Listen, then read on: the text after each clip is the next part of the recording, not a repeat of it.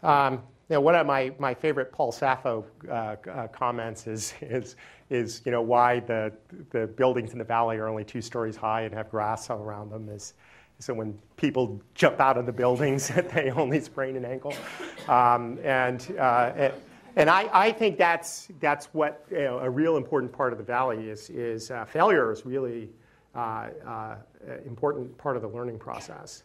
And you want to make, this may sound a little bit strange, but you want to make failure really cheap, right? And allow people to do it. That's sort of the process again of learning, because when you get the success, you get to go run with that too.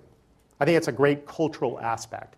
This is of the Valley. This is another one along these lines, which is disrupt thyself, and I mean disrupt in the Christensen sense of I may have built the greatest technology, and I think I'm on top of the world, and I got it, and everybody, I just killed my competition in this, right? And I keep making that product better and better, and yet somebody comes along with a less good thing, but it's cheaper, simpler, easier to use, and it comes up underneath and disrupts what you do. You don't want that to happen to you. And if you don't want it to happen to you, you have to do it to yourself.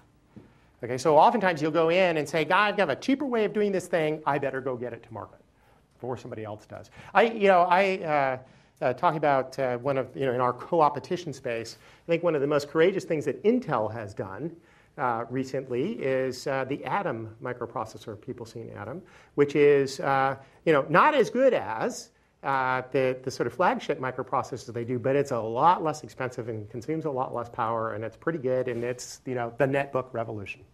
Right, has happened because of that. Trust me, Intel makes a lot less money off of each Atom than they do off of each Pentium.